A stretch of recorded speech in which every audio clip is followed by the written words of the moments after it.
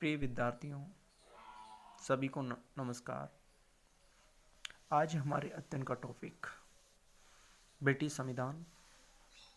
हमने कल ब्रिटिश संविधान के स्रोतों को जाने थे। आज हम ये जानने की कोशिश करेंगे कि ब्रिटिश संविधान क्या संयोग और विवेक का शिशु है वास्तव में। क्या ब्रिटिश संविधान का जो विकास हुआ है वह संयोग और प्रस्तुतिवश या विवेक का इस्तेमाल करते हुए इसका निर्माण हुआ है। वर्तमान समय में सामान्यतः किसी देश के संविधान का निर्माण गंभीर सोच विचार के आधार पर और योजनाबद्ध ढंग से किया जाता है, जैसे कि संयुक्त राज्य अमेरिका, फ्रांस, भारत, विश्व के अन्य देशों के संविधान का निर्माण हुआ है। लेकिन ब्रिटिश संविधान का निर्माण नहीं हुआ, वरना इसका विकास हुआ। इसने लगभग 1400 वर्षों के विकास के आधार पर अपने वर्तमान स्वरूप को प्राप्त किया है। और विकास के इस क्रम की विशेषताएं यह है कि कुछ महत्वपूर्ण संस्थाएं और व्यवस्थाएं ऐसी भी हैं जिन्हें योजनाबद्ध ढंग से नहीं अपनाया गया, वरना अनजाने में परिस्थितियों ने या सहयोग ने उन्हें वर्तमान स्वरूप प्रदान कर दिया। लेकिन दूसरी ओर कुछ ऐसी संस्थाएं और व्यवस्थाएं हैं जिन्हें सोच विचार कर योजनाबद्ध ढंग से अर्थात कानून बनाकर अपनाया गया है। इस प्रकार कुछ संस्थाएं और व्यवस्थाएं संयोग का परिणाम है, तो कुछ संस्थाएं और व्यवस्थाएं मानवीय विवेक का परिणाम है।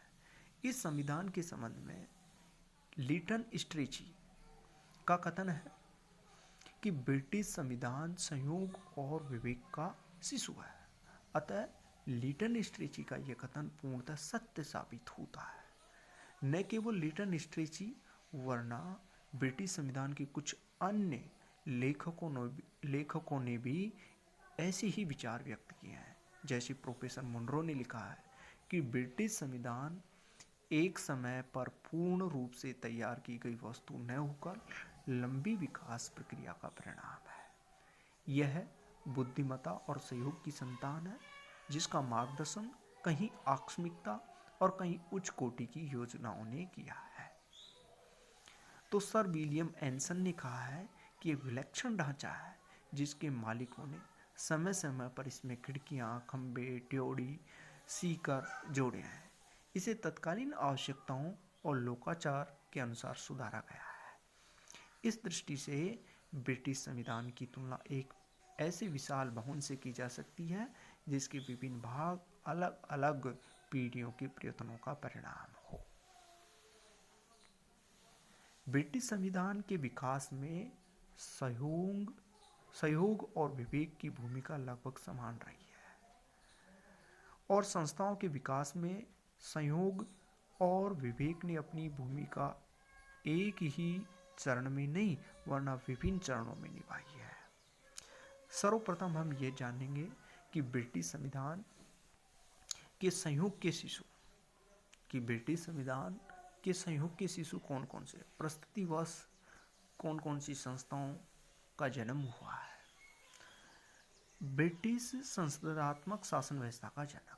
ब्रिटेन संसदात्मक शासन व्यवस्था का जनक है और इसे संसदीय शासन की दो महत्वपूर्ण संस्थाएं द्विसदनात्मक व्यवस्थापिका और मंत्रिमंडल तथा शासन व्यवस्था में मंत्रिमंडल की निर्णायक भूमिका संयोग का ही परिणाम है। द्विसदनात्मक व्यवस्थापिका के बारे में जानेंगे कि विश्व के विभिन्न देशों ने द्विसदनात्मक व्यवस्थापिका का विचार और व्यवस्था ब्रिटेन से ही ग्रहण की है, लेकिन स्वयं ब्रिटेन में द्विसदनात्मक व्यवस्थापिका को सोच विचार कर किसी योजना के आधार पर नहीं अपनाया गया, वरना संयोगवश ही ये अस्तित्व में आई है। 13वीं सदी के अंतिम वर्षों में इंग्लैंड का राजकोष खाली हो गया। ऐसी स्थिति में 1295 ईस्वी में ब्रिटेन के सम्राट एडवर्ड प्रथम ने भारी मात्रा में नए कर लगाने की आवश्यकता अनुभव की और नए कर प्रस्तावों पर विचार करने के लिए 3 अलग अलग वर्गों, सामंत वर्ग के प्रतिनिधि, धर्म अधिकारी वर्ग और नगरों के प्रतिनिधियों को बुलाया गया। ब्रिटेन के संवैधानिक इतिहास में इसे ही मॉडल पार्लियामेंट, आधुनिक पार्लियामेंट के नाम से जाना जाता है, मॉडर्न पार्लियामेंट के नाम से जाना जाता है। इस उदाहरण से त्रिसदनात्मक व्यवस्थापिका का विकास हुआ, किंतु सामंतों, बैरन, उच्च अधिकारियों ने हितों की पारस्परिक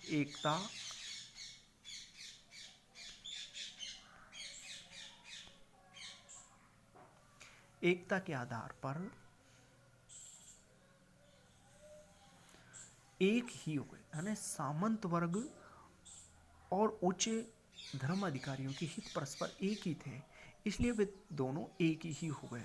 इसी प्रकार शायर के नाइट और नगरों के प्रतिनिधि दोनों ही निर्वाचित होते थे, उनके हित भी लगभग एक जैसे थे, अतः ये दोनों वर्ग एक दूसरे के समीप हो गए और छोटे धर्माधिकारी भी इनके साथ जुड़ गए।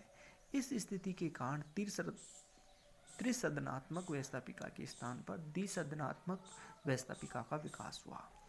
उच्च सदन, लॉर्ड सभा, जो सामंत और पादरियों का प्रतिनिधित्व करने लगी, और निम्न सदन, कॉमन सभा, जो जनसाधारण का प्रतिनिधित्व करने लगी। इस प्रकार लोक सदन में स्पीकर का पद की स्थिति भी संयोग से ही बनी।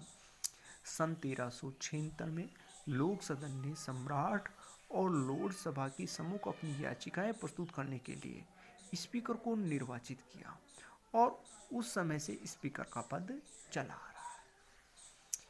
अब वहां पर हम जानेंगे मंत्रिमंडल और मंत्रिमंडलात्मक व्यवस्था का किस तरह से ब्रिटेन में विकास हुआ। ब्रिटेन संसदीय व्यवस्था वाले अन्य किसी देश में मंत्रिमंडल समस्त प्रशासक या संचालन करने वाली सर्वोच्च संस्था होती है। मंत्रिमंडलात्मक व्यवस्था का आशय है कि यह मंत्रिमंडल लोक सदन के प्रति उत्तरदायी हो। ब्रिटेन में मंत्रिमंडल और मंत्रिमंडलात्मक व्यवस्था की स्थिति संयोगवश और कुछ चरणों से गुजरकर बनी है। 17वीं सदी में से पूर्व तक मंत्रिमंडल का विकास को जानेंगे। ब्रिटेन में एंग्लो सैक्सन काल और नॉर्मन काल में सम्राट को परामर्श देने और प्रशासन कार्य में सहयोग देने के लिए 2 संस्थाएं थी, एक तो विटनेज-मोट और दूसरी क्यूरिया रेजिस।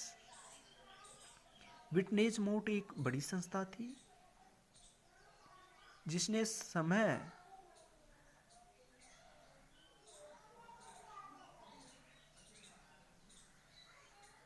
क्यूरिया रेजिस एक लघु संस्था थी जो नीति निर्धारण या प्रशासनिक मामलों पर सम्राट को परामर्श और सहायता देती थी।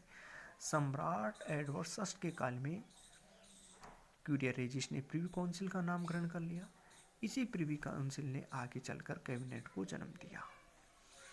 7वीं सदी में मंत्रिमंडल का किस तरह से विकास हुआ। 7वीं सदी में प्रिवी काउंसिल के 50 सदस्यों की एक बड़ी संस्था बन गई थी, अतः जेम्स प्रथम और चार्ल्स प्रथम ने प्रिवी काउंसिल की एक छोटी समिति से परामर्श करना शुरू कर दिया।